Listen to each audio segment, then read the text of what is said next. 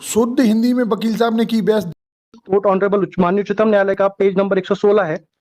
इसमें माननीय उच्चतम न्यायालय ने कहा है कि किसी माननीय न्यायालय के समक्ष अगर आप कोई भी प्रकरण पेश करते हैं जिसमें आप परिस्थिति जन्य साक्ष्यों की बात करते हैं, तो माननीय न्यायालय के समक्ष अभियोजन को यह स्पष्ट तौर पर बताना पड़ेगा कि केवल आप कह देने मात्र से कि कोई व्यक्ति अभियुक्त है, कह देने मात्र से कि कोई रिपोर्ट अभियुक्त के खिलाफ है, आप उसको अभियुक्त साबित नहीं कर सकते जब तक कि आपके पास चेन बाय चेन, कड़ी बाय कड़ी और साक्ष्य बाय साक्ष्य माननीय न्यायालय के समक्ष संदेह से परे कोई चीज प्रमाणित नहीं होती है।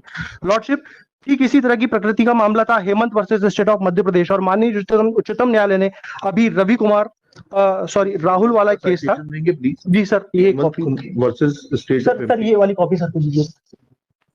मैं माननीय न्यायालय से निवेदन करना चाहूंगा कि इस प्रकरण में माननीय उच्चतम न्यायालय ने ये कहा है, और मैं माननीय न्यायालय का इस जजमेंट की ओर ध्यान आकर्षित कराना चाहूंगा। सर, पूरे हिंदुस्तान के अंदर इस जजमेंट की बड़ी जोरों से चर्चा है, जिस मामले में माननीय उच्चतम न्यायालय ने, बताइए प्लीज सर, इसमें माननीय उच्चतम न्यायालय ने डीएनए प्रोफाइलिंग को पेज नंबर 138 से डिस्कस करना शुरू किया था, और उसमें 38 हाँ सर, मतलब वो शायद घंटी का क्रमांक 138 से सर। हाँ जी उसमें उन्होंने डीएनए प्रोफाइलिंग पद्धति के बारे में बताया सर। जी।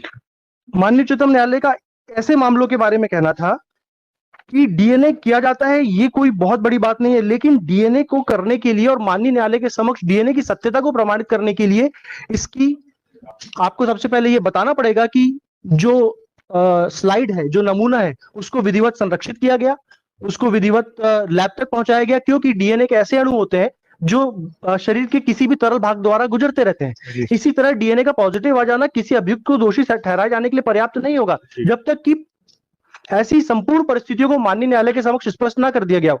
लॉर्डशिप, इस पूरे प्रकरण में जो मैंने माननीय न्यायालय के समक्ष अभी प्रकरण प्रस्तुत किया है, उसमें भी 5 माह के विलंब के बाद ये जो सैंपल था पहुंचाया गया। लॉर्डशिप, इस प्रकरण में ना तो कोई सीलबंद लिफाफा है, और आफ्टर मतलब 4 माह के बाद सर ये इसकी डीएनए सैंपलिंग कराते हैं। ये इसकी रिपोर्ट आती है सर 20/9/2021 को। लॉर्डशिप, 20/9/2021 की आप रिपोर्ट देखेंगे, और 9/4 को महिला का पोस्टमार्टम रात 11:30 बजे हो रहा है। साहब, 3 महीने तक ये कहां इस स्लाइड को रखे रहे बिना सीलबंद नमूने को? जी, थाने में रखा रहा। जी। थाने में जब आप रखे रहते हो तो नमूने से छेड़छाड़ करने की आशंका से इनकार नहीं किया जा सकता। और लॉर्डशिप, इस प्रकरण की सबसे बड़ी चीज ये आती है कि जब ये वेजाइनल स्लाइड और स्वैब बताते हैं